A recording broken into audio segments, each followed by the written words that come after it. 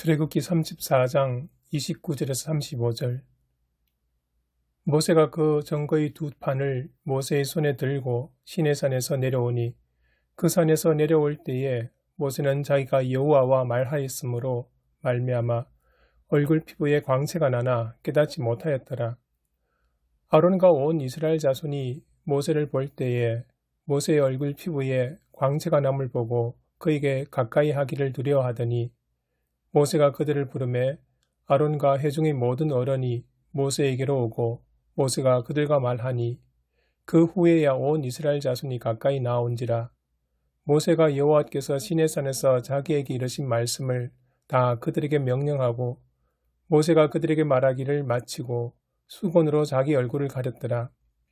그러나 모세가 여호와 앞에 들어가서 함께 말할 때에는 나오기까지 수건을 벗고 있다가 나와서는 그 명령하신 일을 이스라엘 자손에게 전하며 이스라엘 자손이 모세의 얼굴의 광채를 보므로 모세가 여호와께 말하러 들어가기까지 다시 수건으로 자기 얼굴을 가렸더라. 예, 3월 2일 주일, 주연절 마지막 주일이고, 주님의 산상 변모 주일인데요. 아까 말씀하셨지만, 제목은 하나님의 임재를 드러내는 광채, 출애굽기 34장 29절에서 35절 말씀 받고, 주석은 배정훈 교수님이 하셨습니다. 장신대. 설교 착상으로서 본문 읽기를 보면, 모세가 지성소에서 하나님을 체험한 자로서 신비로운 경험을 하였다라고 하면서 이 체험이 예수의 변화산상 모습을 예표했고 또한 그런 체험을 바라는 신앙인들에게 모델이 된다 이런 개념을 갖고 본문을 읽어라라고 말씀하고 있습니다. 역사적 문학적으로 본 읽기를 보면 출애굽기는 1장에서 18장, 19장에서 40장으로 나누는데 1장부터 18장은 애굽에서 나오면서 광야까지의 여정을 보여주었고 19장부터 40장에는 광야 생활에서 예배 공동체 형성을 하는 그런 내용으로 이루어져 있는데 이걸 또 4단락으로 나누면 19장에서 24장까지 언약 공동체 형성을 보여주고 25장에서 31장은 성막 건축에 관한 지식이 나오고요. 32장에서 34장은 언약 파괴와 다시 회복되는 거, 35장에서 40장은 성막 건축에 관한 지시 이행이라는 내용이 들어있다고 합니다. 그래서 우리가 보는 본문은 32장에서 34장에 속해 있는데 다시 32장에서 34장을 좀 더 나누어 보면 32장 1절에서 6절에서는 금송아지 숭배로 인한 공동체 언약 파괴가 나오고요. 32장 7절에서 34장 35절은 파괴된 언약이 회복되는 과정이고요. 그리고 34장 1절에서 28절, 34장을 또 나누어서 34장 1절에서 28절은 회복된 언약을 반포하고 있고 34장에서는 그 19장에서 24장 그 부분에도 이제 언약이 나오는데 그때 나온 언약을 넘어서 새로운 언약을 맺고 있고 그 다음에 그때와 모세의 위상도 달라진다. 앞에 19장에서 24장에서는 언약식 안에서 하나님과 백성들 사이에서 모세가 중보자로 나오는가 하면 34장에서는 어떤 계약 의식 없이 하나님과 단독으로 계약을 맺는 모세를 보여주고 있습니다. 그리고 34장에 나오는 계명은 새로운 십계명이 아니라 이전에 받은 십계명을 새로운 돌판에 기록하였고 그 계명을 더 잘 지킬 수 있는 그 언약 법전을 보완하는 올바른 예배 문제를 강조하고 있는데 이것으로 금송아지 숭배와 같은 우상 숭배가 앞으로 나타나지 않도록 올바른 예배 문제를 얘기하고 있다는 거죠. 그리고 여기서는 중보자로서 모세 역할이 더 강조되고 있습니다. 신학적 명상적으로 본문 읽기를 보면 29절에서 33절은 모세의 중보자직 시작을 나타내고 있고 34절과 35절에 그 중보자 직분을 형성되는 그 과정을 보여주고 있습니다. 그 구체적인 역사적인 그 현장에서 모세가 어떻게 중보자 직책을 수행했는가를 볼 수 있고 그래서 모세는 홀로 산에 올랐고 아무도 데리고 가지 않고 홀로 산에 올라갔고 거기서 40일 40야를 있으면서 물도 마시지 않고 떡도 먹지 않았는데 그 모세에게 하나님께서는 십계명을 두 판에 기록해 주셨습니다. 그리고 이제 그 돌판을 들고 내려오는데 모세 얼굴에 변화가 있었고 그 변화란 얼굴에 광채가 나타났다라고 하면서 거룩하신 하나님 앞에 오래 머물렀기에 40일 40야를 머물렀기에 하나님 광채가 모세 얼굴에 입혀졌다는 거죠. 그리고 이 광채는 하나님이 모세를 중보자로 인정하여 준 권위를 보여주는 증거가 된다라고 합니다. 그리고 이제 그 모세를 본 백성들이 두려워하였는데 모세는 그 백성들을 다시 불러서 하나님 말씀을 전하게 되었고 이 중보자로서 말씀을 전하는 일을 하지 않을 때 중보자로서 서지 않고 사람을 만날 때는 수건으로 얼굴을 가렸다라고 합니다.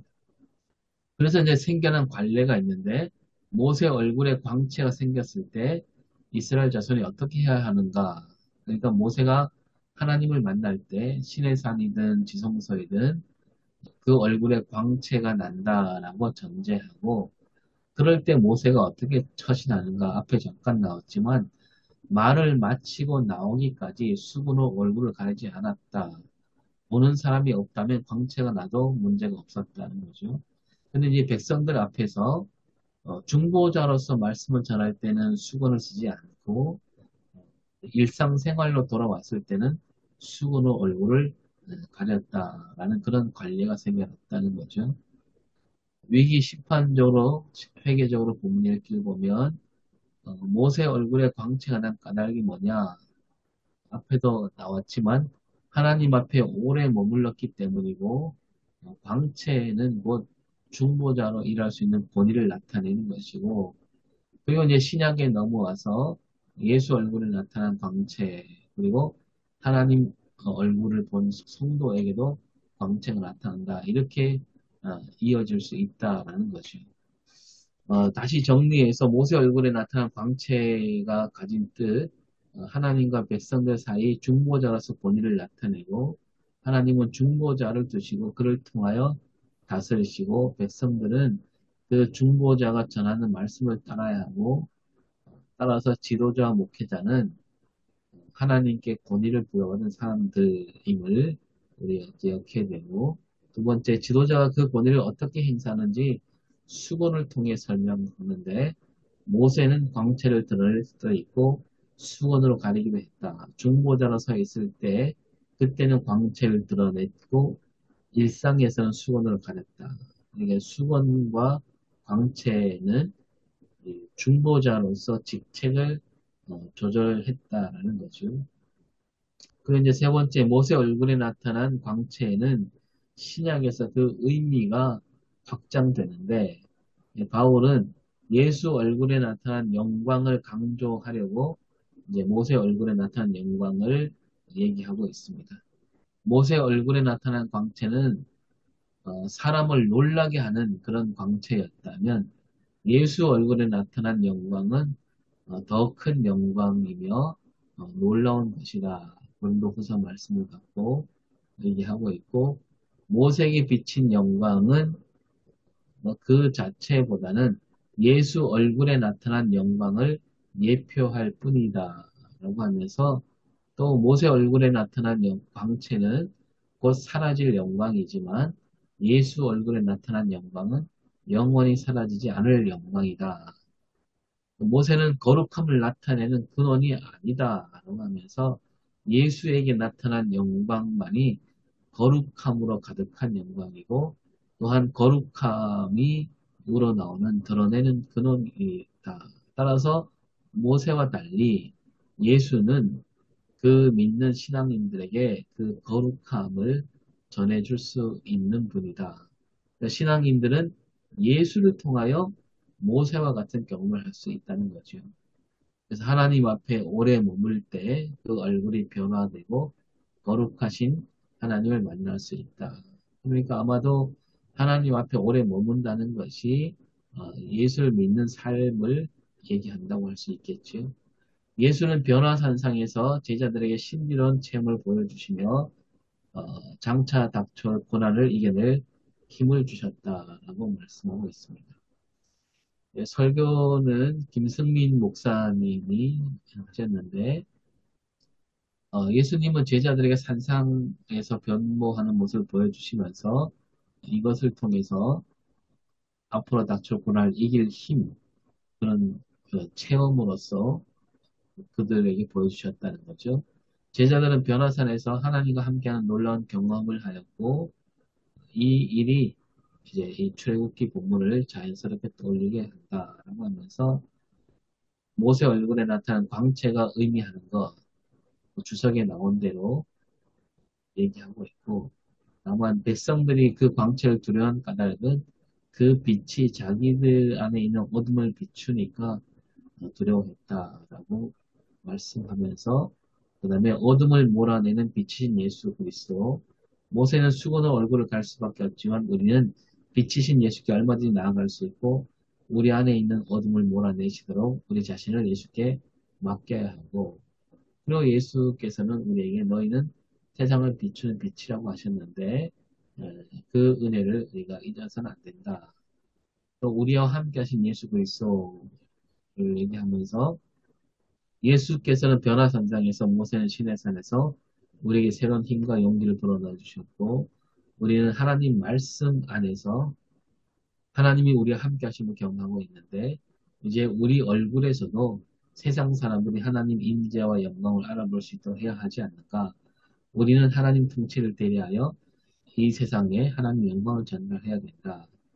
우리가 마무리하면서 기독교는 변화의 종교인데 하나님을 만나고 그리스도를 만나 삶이 새롭게 변하고 나로 말미암아 가족과 직장과 사회와 세계가 변하도록 이끌어야 한다. 그리고 변화산과 신에서 일어난 그 강력한 체험이 오늘 한국교회와 그리스도인들에게 그대로 이어져야 된다. 하나님께서 우리 함께 하신 은혜가 나타나도록 해야 할 때다. 라고 하면서 설교를 마무리하셨고요. 함께 생각해 볼 문제, 오늘 주석에서 구약시대 하나님 임재, 모세에게 나타난 하나님 임재를 얘기하고 신약시대 변화산상 예수님 변모를 얘기하는데 그 구약시대 하나님 임재와 그 신약시대 하나님 임재가 같다고 볼 수 있는가 생각해 봤으면 좋겠고요. 그리고 이제 우리가 보통 믿기로 하나님은 어디에나 계신다 이렇게 믿고 있는데 신의 산 또는 변화산에서 나타나신 하나님 거기에만 나타나셨다라고 할 때 이 두 가지를 어떻게 풀 수 있을까? 그리고 이제 교회 공동체가 하나님 임재를 드러내려면 무엇을 해야 되고 어떻게 해야 될까? 이런 문제를 생각해 봤으면 좋겠습니다. 이상입니다.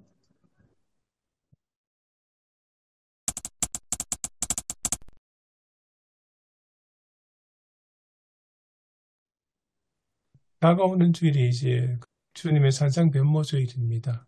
그리고 그 다음 주일이 사순절이 시작이 되죠.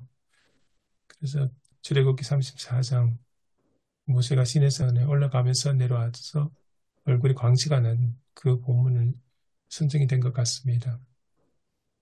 이제 오 목사님께서 첫 번째 질문하셨던 것처럼 구약 시대 하나님 임재와 신약 시대 하나님 임재가 같은가 이야기.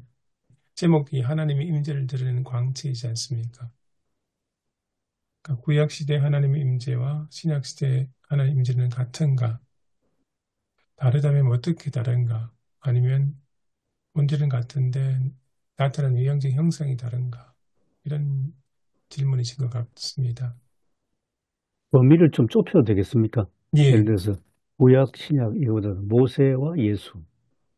예를 들어서 모세에게 나타난 하나님 임재하고 변화산상에서 나타난 하나님 임재가 뭐 비슷해 보이지만, 그러나 우리가 믿기로 예수님이 꼭 변화산에 가야만 하나님의 임재를 드러내는 분은 아니잖아요. 뭐 그 이전부터 하나님이 예수님 안에 임재하셨고 그렇게 봐야 되는데, 너무 이렇게 우리가 단순하게 이렇게 유비하고 있는 거 아닌가, 그런 생각이 들어서. 예, 또한 이제 초대교로 넘어오면 하나님 임재가 또 그렇게 나타나지 않잖아요. 성전 중심이 아니죠. 그래서 이게 자칫 그 이제 광채로 설명 이제 얘기하고 있는데, 그러니까 뭐 중세 시대에 뭐 이렇게 성화 같은 거 보면 이제 얼굴에 주변에 광채를 이렇게 그리잖아요. 일부러 그리는 걸 볼 수 있는데, 그건 어떤 상징으로 봐야 될 것 같은데, 오늘 보면 이제 우리가 자칫 이게 하나님 임재가 어떤 신비한 체험으로만 받아들인 경향이 많잖아요. 모르겠습니다. 우리 여긴 섬이라서 그런지 아직도 그런 게 강하거든요. 뭔가 좀 이렇게 놀라운 경험, 자연에서 볼 수 없는 경험, 그런 것이 있어야만 거기에 권위를 부여하고 있는 그런 분들이 많고, 그런 분들이 또 목소리를 높이고 있고, 뭐 천사가 보인다느니, 또이 섬에 찾아오는 손님들 중에 그런 뭐 선교사라는 이름을 달고 와갖고 막 사람들을 그렇게 홀리는 사람들이 있어요. 그러면 이제 그 집에 거기 가서 우르르 몰려가갖고 그분한테 기도받고 뭐 그런 일들이 아직도 있거든요. 연결되는지 모르겠습니다만 그래서 이제 특히 루터의 초상화를 이렇게 보면 루터는 이제 하나님 말씀이 선포되는 곳에 교회가 있다 했으니까 모든 이제 신비주의, 중세 신비주의를 이제 다 이제 잘라내는 건데 그 말씀을 위탁받은 사람의 표시가 목에다가 이제 말씀의 멍에 표시일 거예요. 목에다 이렇게 까만 끈을 매는데 우리 미국식 한국 교회는 이제 스톨. 그게 이제 중보자, 말씀을 맡은 중보자를 이제 사인 표시하는 거고 그 사인에는 일체의 신비주의는 용납하지 않는 거죠. 그게 이제 우리 종교개혁 그 이후에 올라가 쭉 내려왔는데, 근데 말씀하신 것처럼 한국 교회는 가끔 가다 보면 이상한 신비주의에 빠져가지고, 저도 어렸을 때 막 부흥회 포스터 보면 막, 뭐 말씀의 종, 능력의 종 하고, 그, 존 자체가 뭐 어떤 굉장히 신비로운 어떤 능력을 가진 자처럼 그렇게 인식되도록 만든, 저도 그런 경험을 해봤습니다. 그리고 예수님이 그 산 위에 올라가셨을 때 제자들에게 어떤 그 내가 너희들한테 한번 좋은 경험, 놀라운 경험을 시켜주겠다, 그런 의도가 좀 안 보이지 않습니까? 그게 뭐 말하자면 체험학습 느낌으로 가지는 않았던 것 같은데, 근데 오늘 이제 제가 이게 본문을 읽다 보니까 약간 예수님이 일부러 그들을 데리고 와서 그런 놀라운 경험을 보여주고 그들에게 어떤 뭐 하나님 인식, 신앙 체험을 강화시켜주는 약간 그런 느낌이 들었거든요. 근데 성경 본문에는, 글쎄요, 제가 볼 때는 예수님이 그 제자들에게 그런 의미로 데리고 간 건 아니지 않는가, 그런 생각이 듭니다. 연하선의 그 경험을 기점으로 해서 거기서부터 이제 예루살렘의 골고다 언덕까지 쭉 이어지지 않습니까? 그 이전에는 예수님의 여러 가지 다양한 활동이 있다면 그 변화산에 나타났던 엘리야와 모세와 나누었던 이야기도 어떻게 예수 삶에서 십자가를 질 것인지, 고난받으실 것인지 그 대화를 나눴다는 언급이 나오지 않습니까?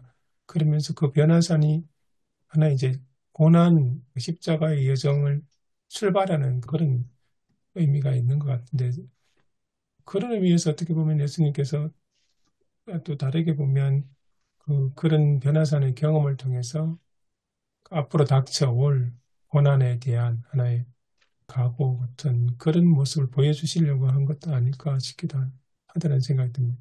그러니까 영광이나 광채 생각해서 너무 화려한 것만 생각하는데 실제로 화려한 것보다는 하나님께서 맡긴 사명을 감당하기 위한 하나님 결단 뭐 그런 의미가 있지 않나 그런 생각도 듭니다. 그래서 아까 오성일 목사님 이야기하신 거 들으면서 어떤 생각은 저도 그좀 그런데 오늘 본문에 나오는 그 모세의 얼굴에 나타나는 광채를 문자적으로 그대로 해석을 해서 하나의 신비로운 현상 뭐 이렇게 해석을 할 것인지 아니면 그 모세의 광채가 담긴 의미를 상징적으로 해석해서 오늘날에 맞춰서 설명을 할 것인지 그런 문제가 좀 중요하지 않을까 그런 생각이 듭니다. 평신도들은 눈에 보이는 게 확실히 중요하지 않습니까? 목회자라도 뭐 특별한 그런 모습들, 특별한 뭐 언사들, 눈에 당장 보이는 그런 것들, 아니면 이렇게 아까 말씀하신 것처럼 계시를 받았다든지 성령 체험을 해서 뭐 특별한 예언을 한다든지 뭐 그런 것에 집중되지 않습니까? 근데 그것보다는 원래 이 모세의 얼굴 나타난 광채가 주는 의미가 무엇인지, 그 역할이 어떤 의미가 있는지, 그것을 살려서 오늘날 우리에게 그와 같은 역할을 할 수 있는 게 무엇인지 살펴보는 게 훨씬 더 낫지 않을까 그런 생각이 듭니다.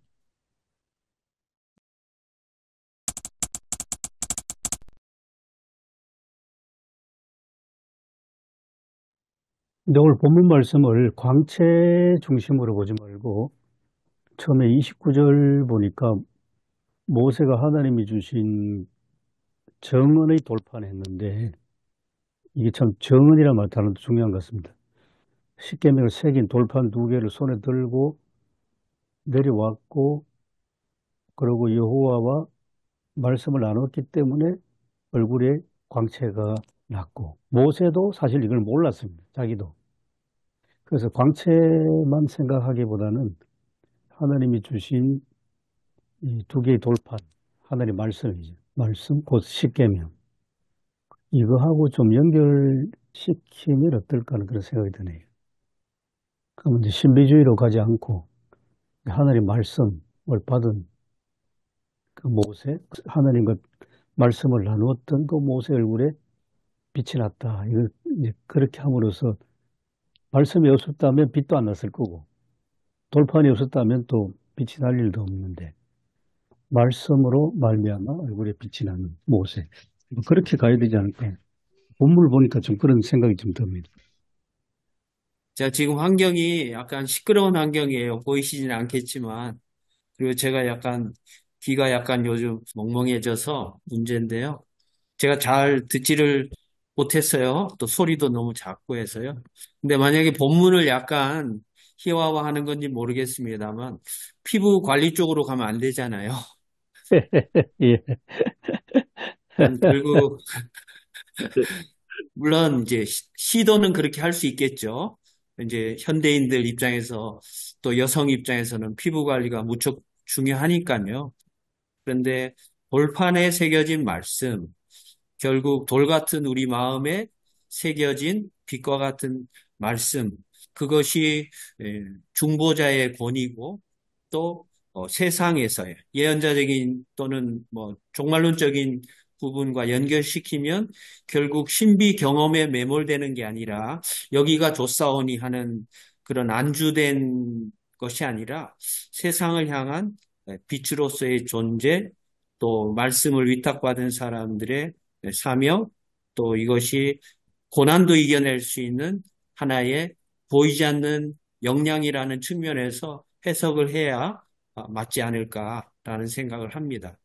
그러니까 모든 것이 다 좋은데 복음도 좋은데 복음주의는 약간 좀 비판의 여지가 있고 신비 경험도 굉장히 필요하고 그것 자체는 하나님을 만나는 경험인데 접촉점이기도 하고 또 그렇지만 거기에 신비주의가 돼버리면 그것 자체가 목적이 돼버릴 수 있는 그것은 하나의 과정이고 또 하나님을 섬기고 하나님께 영광 돌리기 위한 하나님의 선물인데 그 선물 자체가 목적이 돼버릴 수 있는 그런 부분이지 않을까라는 생각을 해봅니다. 예, 이어서 아까 저는 연결되는 것 같은데요. 제가 말씀드린 거하고 결국은 이제 광채가 나타나고 신비도 되지만은 권위도 나오지 않습니까? 권위. 그러니까 루터 말씀드렸는데 루터도 보면 중세 시대의 성직자들의 모든 권위를 다 부정해버리니까 성직자의 권위주의만 이제 없애면 되는데 권위 자체까지 지금 없어질 판. 그러니까 루터 경우에는 하나님 말씀의 권위. 그래서 그 말씀을 맡은 중보자로서의 사인이 필요하니까 스톨을 해서 내가 하나님 말씀을 위탁받은 사람이다. 그리고 가운도 그렇게 이제 이해를 합니다. 요즘 들어가지고 왜 설교할 때 목사들이 가운을 왜 입나요? 하는 사람들이 유럽에도 참 많았거든요. 그러니까 거기에 대한 대답이 말씀을 위탁받은 중보자로서의 목회자가 가운을 입음으로 말미암아 자기를 감추고 하나님 말씀만 드러내는 중보자로서의 목회자. 그렇기 때문에 가운을 입어야 된다고. 예, 이제 제가 수업 들었을 때 이제 그런 얘기를 들었습니다. 그러니까 이제 신비주의적이거나 그런 말미암은 절대 권위주의는 아니고 권위는 아주 중요한데 하나님 말씀으로부터 나오는 권위 이것은 반드시 이제 있어야 된다는 거고 근데 말씀을 맡았을 때만 권위가 있는 거지 목사가 말씀 선포하고 설교 강단 내려와서 자기 집에 일상생활 할 때도 그 권위가 있다는 것은 아니라는 것까지 내포된 이야기입니다. 조금 전에 김승구 목사님께서 세상을 향한 빛으로 존재하기 위해서 전 말씀이 많이 좀 공감이 되는 부분이었다고 보고요. 저도 이제 광채라는 이 부분에 대해서 어떻든 자기 자신에게서 나는 광채라기보다도 하나님께로부터 받은 반사의 의미로서 일어나라 빛을 발하라 그랬을 때도 빛을 나타내실 분은 하나님이시고 우리는 그에 대한 반사인데 그 하나님의 말씀에 대한 반사로 우리 교수님도 말씀하셨지만 그렇게 좀 생각하는 것이 바람직하지 않을까 좀 그런 생각을 해보고요.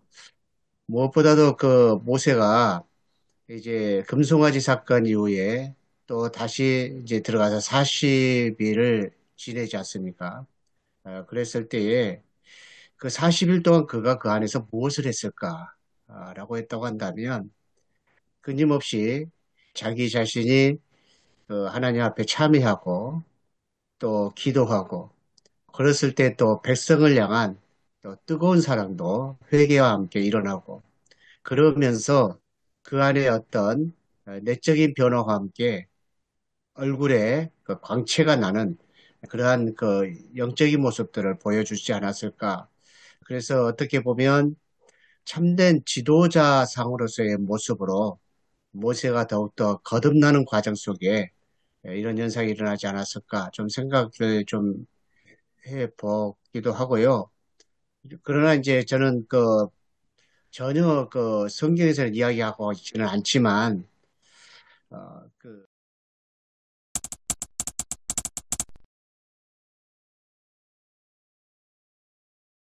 좀 다른 각도에서 좀 생각하고 싶은 것이 좀 있었거든요.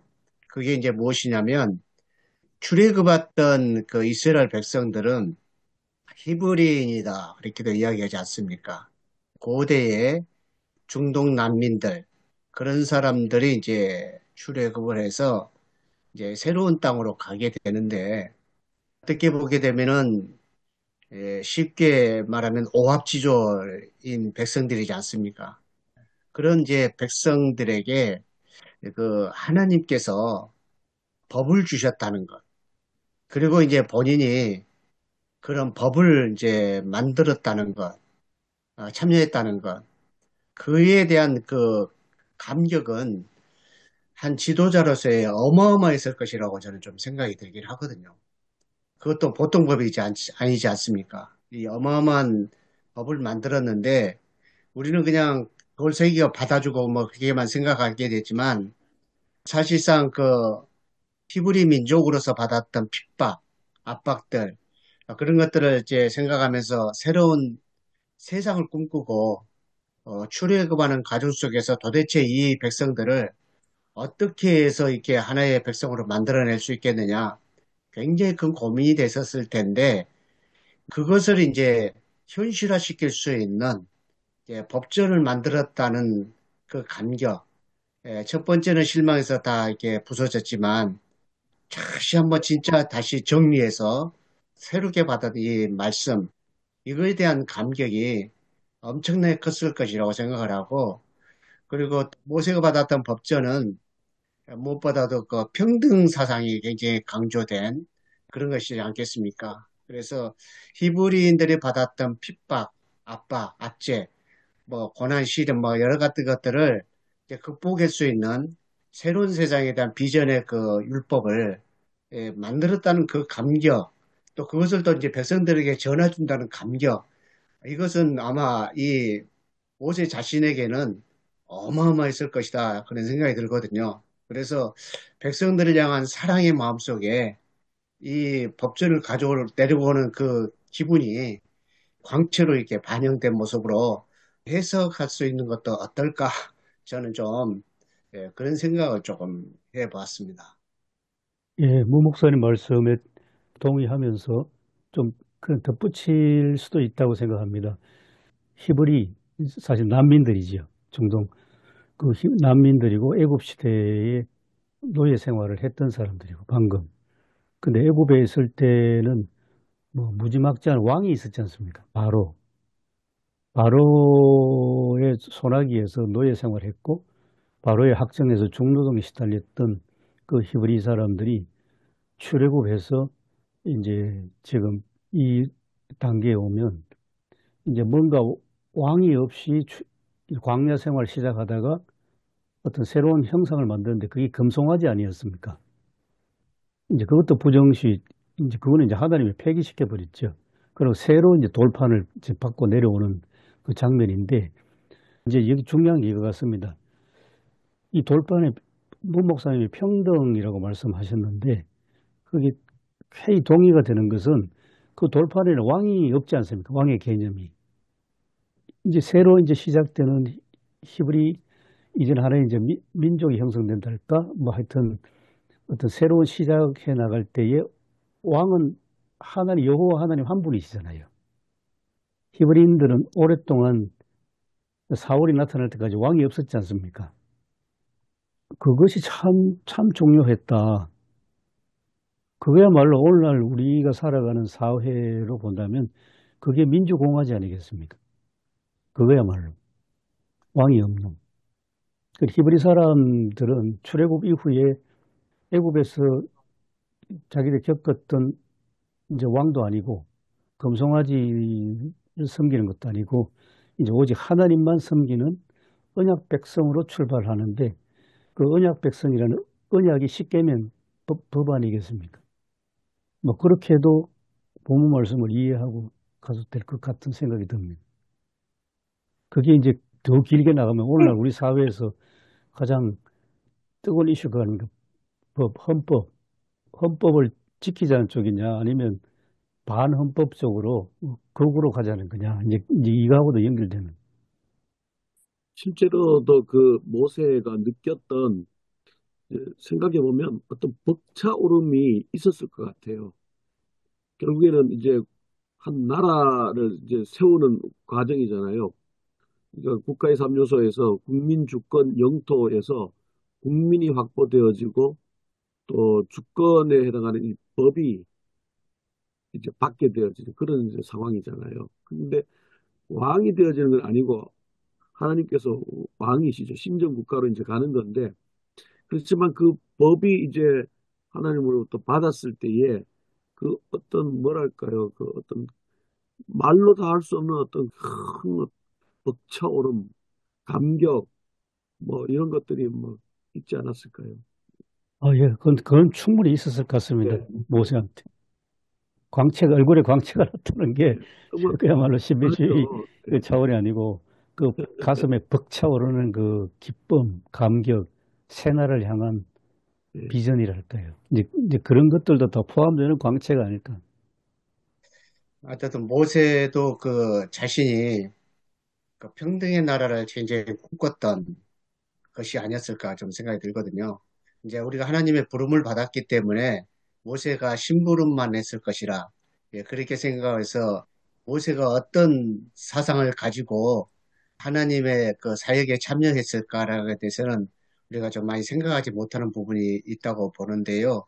그러나 하나님께서는 그냥 아무나 쓰시지 않고 하나님의 뜻에 맞게 수행해 줄 수 있는 사람을 이렇게 부르지 않겠습니까? 그래서 하나님께서 세우시고자 하는, 이제 앞으로는 궁극적으로는 하나님의 나라이지만 이제 모세가 그 과정 속에서 적합한 인물로 보셨을 것이다.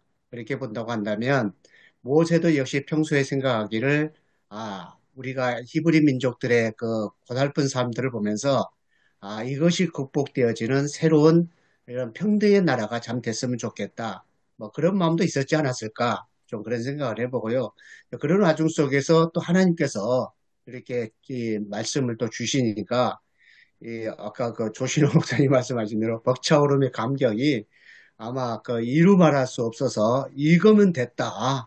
이거면 충분하다. 그래서 더 지극하게 겸손하신 모습으로 자기 자신을 더 이렇게 또 뒤로 물르는 그런 모습으로 참된 지도자로서의 모습으로 이렇게 백성 가운데로 다시 내려오시는, 어떻게 보면 예수님도 뭐 변화사에서 변화되시고 그 여기가 좋사오니 머물리지 않고 이제는 다시 세상 속으로 또 십자가 속으로 이렇게 가셨던 것처럼 모세도 그 길로 내려오신 것이 아닌가. 그래서 그에 대한 감격이 너무 커서 얼굴에서 광채가 빛나지 않을 수밖에 없는, 어떻게 보게 되면은 하나님의 영광이 그에게 비춰졌다. 그렇게도 보아되지 않을까. 근데 저는 이제 아무튼 그런 각도로 좀 해석을 하면은 어떨까 좀 그런 생각이 좀 많이 들기도 했고요. 아무튼 저도 그런 감격이 예. 왔습니다. 충분히 공감이 되는 것 같습니다. 오늘 본문의 모세가 본문까지 오기까지 어떤 인생의 길을 걸어왔는가.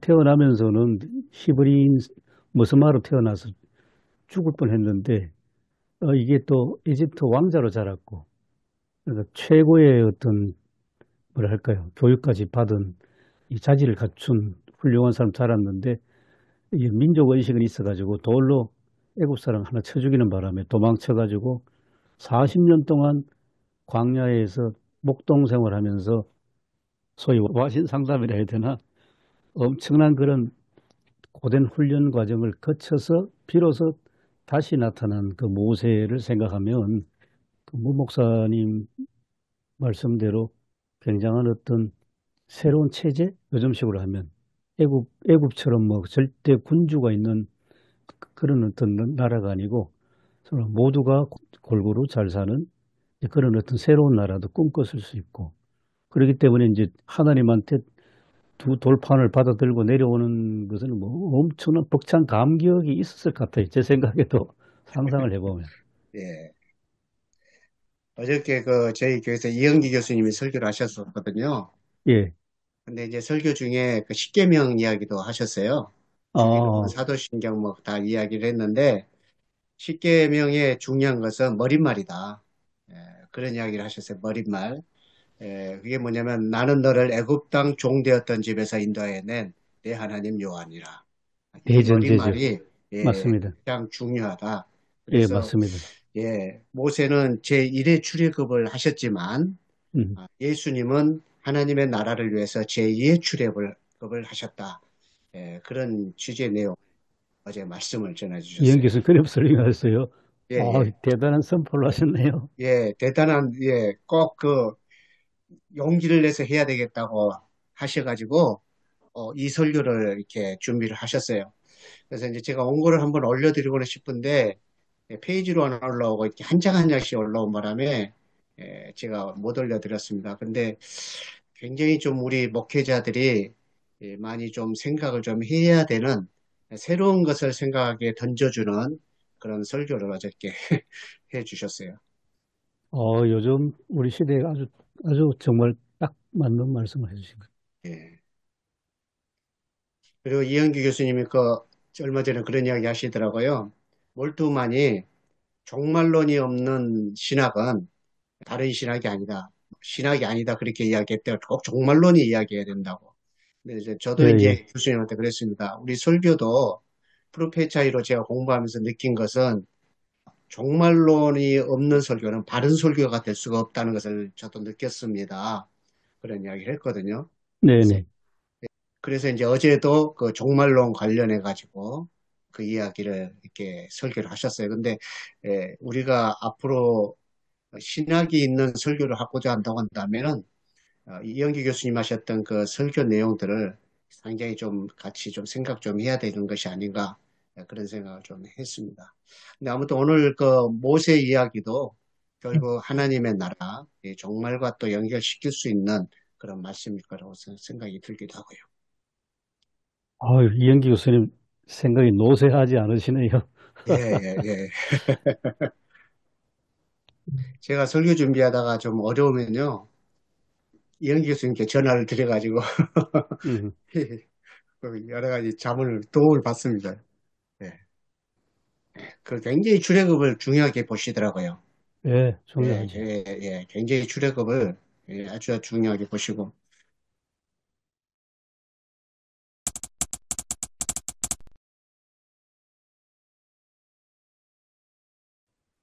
이제 좀 다르게 바꿔가지고 오늘 설교에도 보면 그런 부분이 잠깐 나오는데 아마 여기는 빛이란 것하고 연결시켜가지고 예수님 말씀하셨던 너희는 세상의 빛이라는 개념으로 이야기하신 부분이 있거든요.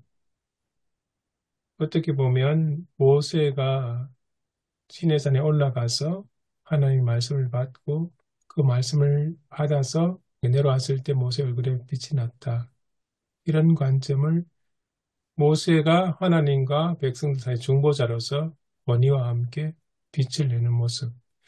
그런 관점을 아마 이 설계 내용에서는 그리스도인이 하나님과 세상 사이에 하는 중보자처럼 해서 빛된 삶으로 하나님의 영광을 드러내는 것, 이렇게 연결하신 것 같거든요. 이런 관점은 어떻게 생각하시나요?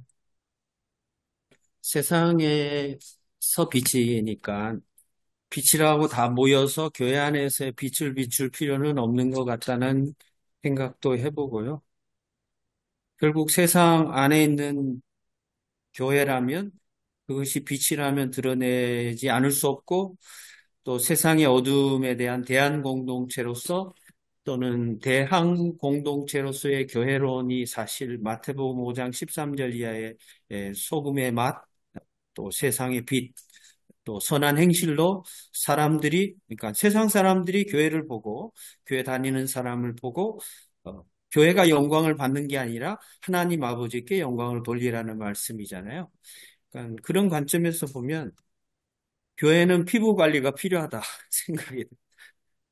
평판에 대한 그 박사 논문을 제가 그 주제를 보고 어떤 분이 쓰신 건데요. 평판의 중요성. 그러니까 신약 성경에 나오는 교회가 가지는 평판.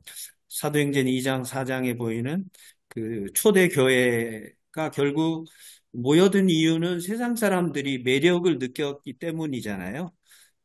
어떤 신비적인 마력에 매혹된 게 아니라 그들의 삶, 또 세상에서의 빛된 삶, 야, 우리하고 사는 방식이 너무나 차이가 나는구나. 우리도 그렇게 한번 살아보면 좋겠구나라는 그런 영적인 매력.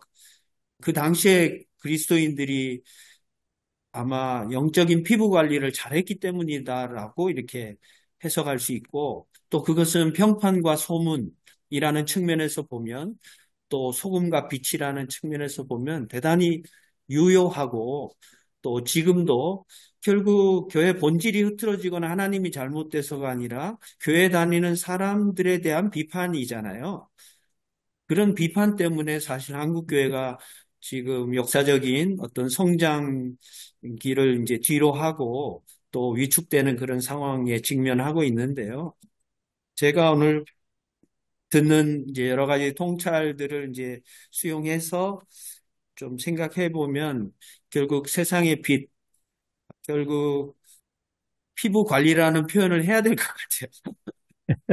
영적인, 영적인 피부 관리, 존재론적인 피부 관리, 또 이 시대의 지역 교회로서 각 교회가 가지는 지역의 어떤 의도적이든 또 불가피하게 이제 의도하지 않든 결국 교회가 가지는 소문, 평판, 결국 이게 피부 관리가 아닌가 생각을 하고요.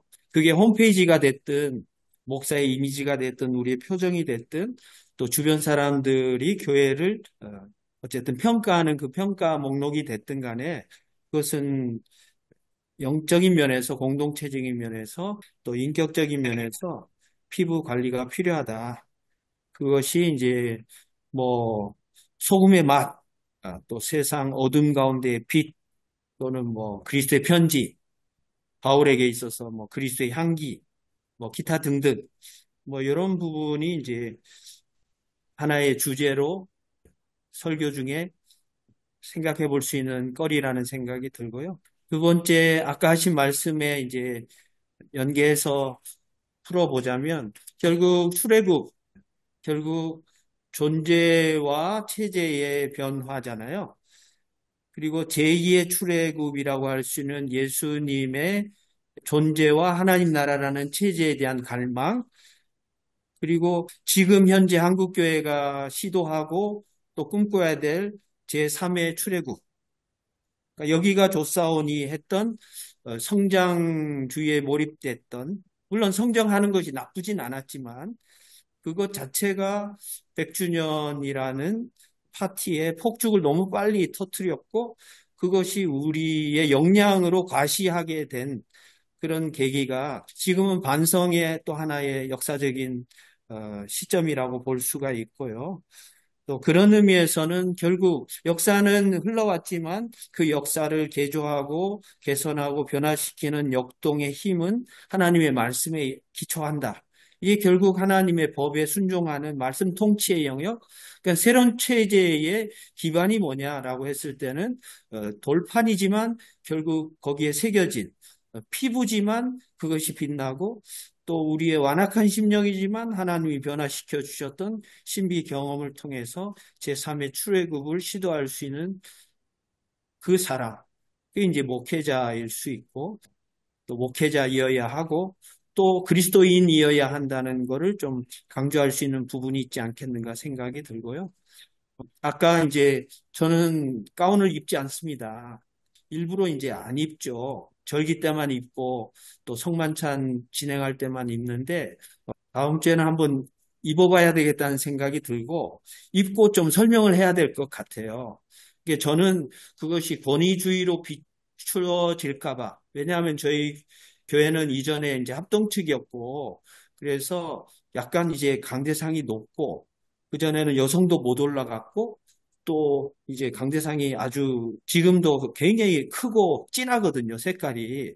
그래서 완화시키려고 나름 이제 어떤 권위의 상징일 수 있는 것들을 가능하면 좀 거리를 두려고 했는데 오늘 교수님 말씀을 듣고는 또 그게 아니구나라는 또 다른 생각을 했고 또 결국 그것은 나의 권위를 드러내는 게 아니라 나의 인간적인 모습을 가능하면 배제시키고 감추려는 시도라는 것에 대해서 좀 설명할 필요가 있겠다는 생각이 들고요. 그런 측면에서 보면 제가 주신 많은 말씀들, 좋은 통찰력을 이렇게 근거해서 세 번째 주제 삼을 수 있는 거는 권위 있는, 그렇지만 권위 없는 권위자.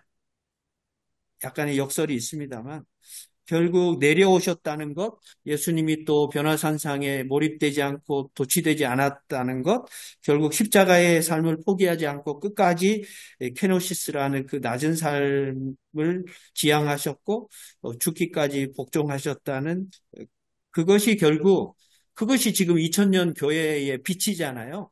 유일한 소망이기도 하고 그럼 빛이 드러나는 데 집중하지 않고 결국 낮아지는 데 내려가는 데 집중해야 되지 않겠는가라는 생각에서 아까 모세의 어떤 120년의 삶을 이렇게 찬찬히 말씀해 주신 것도 우리 삶을 돌아볼 수 있는 그런 부분으로 설교에 충분히 사용할 수 있는 부분이라고 생각이 듭니다. 요약을 하자면 첫 번째는 이제 교회도 피부 관리가 필요하다.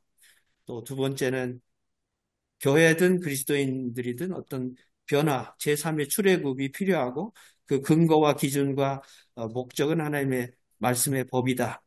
그렇지만 그것이 또 인지주의로 치우쳐서는 안 되는 또 그것이 개인의 역량으로 이렇게 축소돼서는 안 되는 그런 부분들이 있고 세 번째는 이제 권위에 대한 부분, 권위가 있어야 되고 그러나 그것이 권위주의가 되거나 권위적이어서는 안 되는 그런 제3의 십자가의 길을 어떻게 지향할 것인가. 세 번째는 권위라는 주제로 말씀을 전하고 싶다는 생각이 들었습니다. 저는 그 김 목사님 피부 미용 들으니까 참 재밌기도 하고 제3의 출애굽 한국교회가 정말 절실하구나 하는 생각이 들면서 피부 미용 화장만 잘해서 되는 게 아니고 일단 뭐 몸이 건강해야 되지 않습니까? 교회 건강성 거의 다 포함하는데 근데 이제 피부 미용하니까 하나 생각나는 교회가 하나 있어가지고 유재룡 목사님 잘 아시겠는데 경상도 안동에 있는 안동교회에 김성환 목사님 부임하고 하는 일을 보면서 제가 깜짝 놀란 게 있었습니다. 그 뭐냐면 오늘 김 목사님 말씀하신 피부 미용 아닌가 싶은데요. 예배당은 1920년대 예배당이거든요. 이게 오래된 예배당인데 그 예배당 곁에 원로 목사님들 뭐 사택도 있었고 그래서 안동교회가 한 3,000평 되는 큰 교회인데 원로 목사님이 사시던 그 공간을 다 없애버리고 새로운 엄청난 건물을 지었어요. 100주년 기념관이라고 지었는데 지금부터 뭐 약 한 20년 전이니까 그때는 획기적이었는데 그 건물의 1층을 아주 멋있는 카페를 만들었거든요. 카페를 만들고 카페 바로 옆에 어린이 도서관을 만들었습니다. 저는 이거 보고 굉장히 깜짝 놀랐습니다. 보통 이제 교회 하면 굉장히 교회의 권위가 예배당 중심의 교회 아니겠습니까? 근데 김성환 목사님은 제 이해인데요. 공간을 확 바꿔버렸어요. 공간을 바꾸는데 공간의 가장 중심에 카페를 만들므로 말미암아 안동 시내에서 가장 맛있는 커피숍, 값도 안 비싸고. 그러니까 동네 사람들이 막 들어오는 거라, 교회에.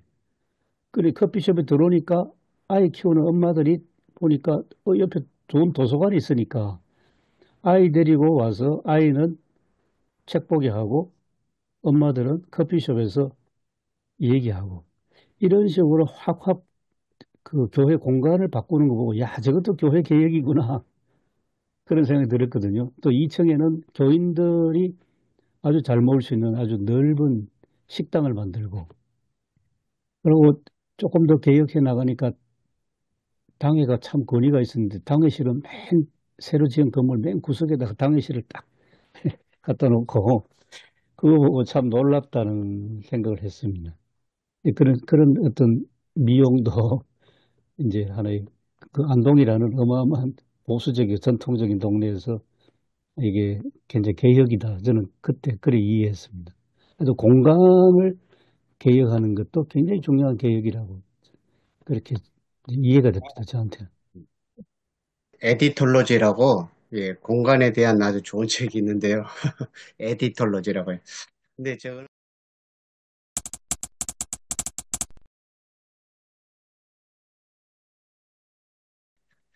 근데 저거는 그 주연절 마지막 주일이지 않겠습니까? 그리고 주님의 산상 변모 주일이고요. 그래서 그 주연절 때 했던 그 설교의 말씀에 이제 결론이 이제 맺히고 사순절로 들어가야 되는 그런 말씀으로 보아야 되지 않을까 좀 그런 생각을 그렇네요. 했고요. 그리고 주연절 설교 중에는 하나님의 영광에 대한 이야기도 많이 있었습니다.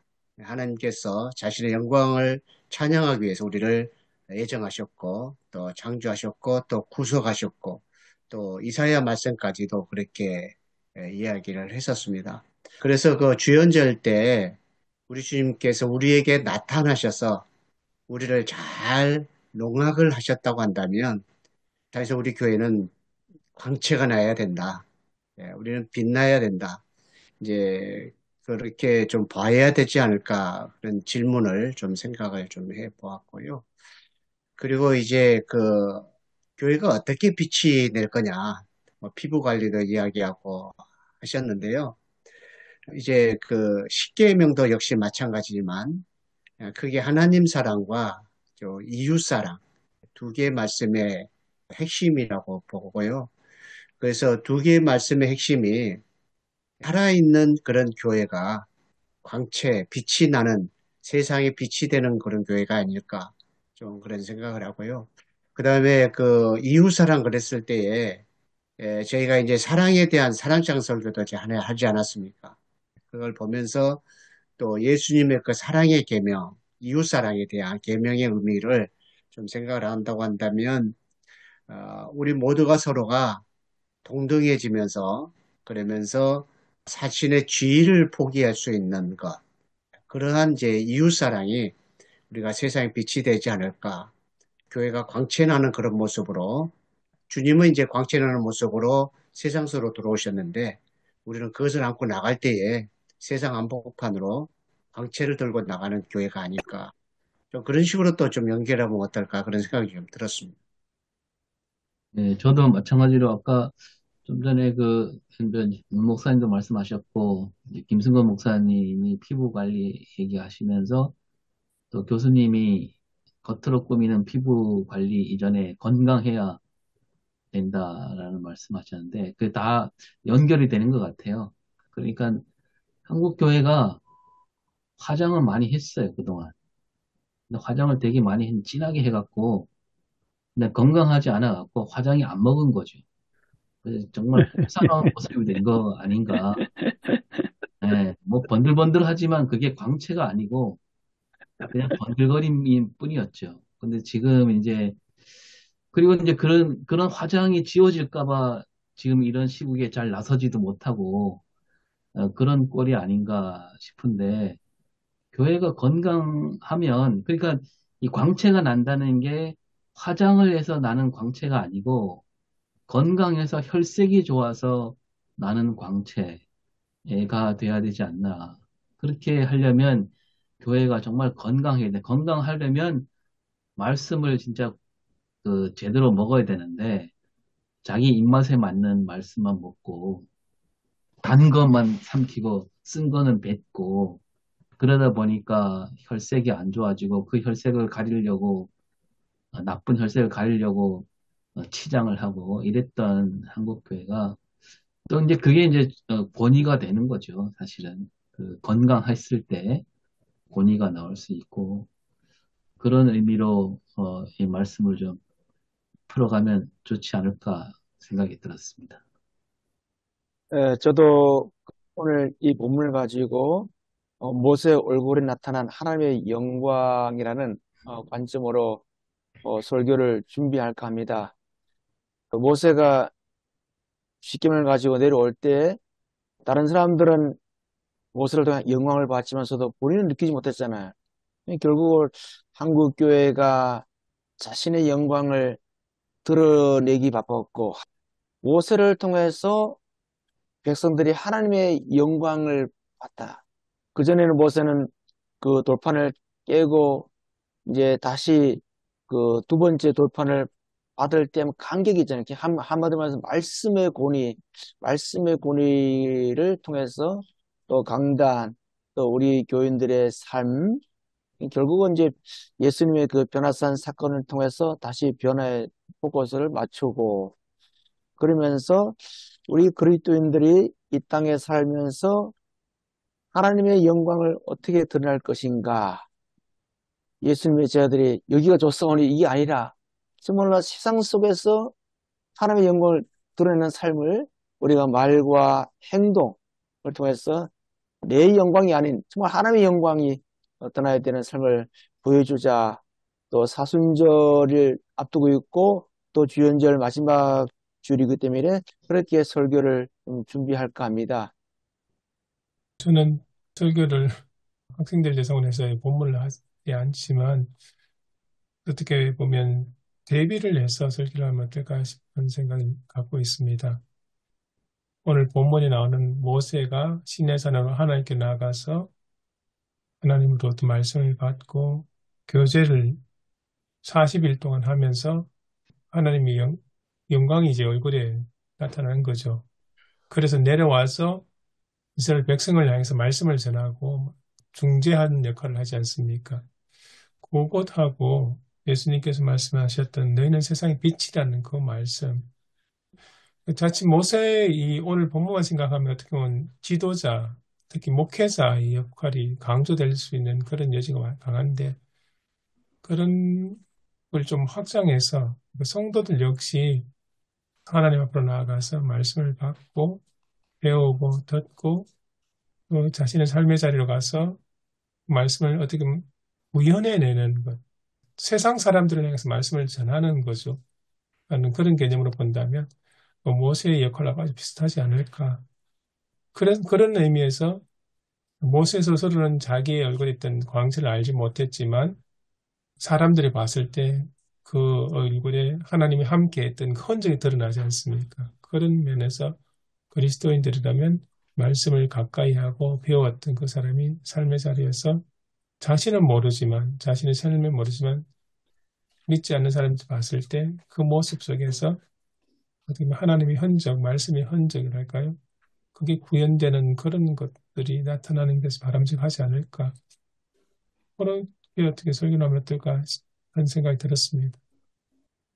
이게 이제 제가 이 멘트 써놨는 거를 이제 이렇게 잠깐 이렇게 보면은 고린도서 3장 7절로 8절 말씀에 이제 모세의 오늘 그 본문을 근거로 해가지고 없어질 영광 때문에도 그 얼굴을 주목하지 못하였거든 하물며 영의 직분은 더욱 영광이 있지 아니하겠느냐 이러면서 이제 반문하면서 이 직분에 대한 그 영광 이것에 대해서도 연결을 시킬 수 있을 것 같습니다. 직분론을 연결해도 좋지 않을까. 그렇네요. 네, 얼마든지 가능하겠습니다. 또 하나 뭐 제안할 수 있는 거는 이제 모세, 예수님, 또 지금의 교회나 나 자신 이렇게 해서 약간 타이폴로지의 흐름으로 뭐 이렇게 주제를 잡아도 좋지 않겠나 이런 생각도 해봅니다.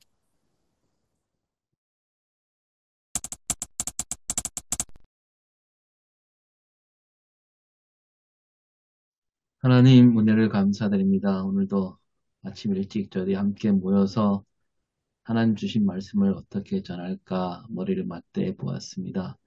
오늘 나눈 여러 가지 나눔들이 말씀을 전하는데 큰 밑거름이 되어서 하나님 말씀을 제대로 잘 전할 수 있도록 도와주시옵시고 또 그 말씀을 듣는 성도들이 그 말씀 속에서 어떻게 살아야 되는지 깨닫는 그런 복된 시간들이 될 수 있도록 인도하여 주시옵소서. 한 주간 말씀을 준비할 때 하나님께서 능력으로 지혜로 함께하여 주셨기를 바라오며 예수님 이름으로 기도드립니다. 아멘. 아멘.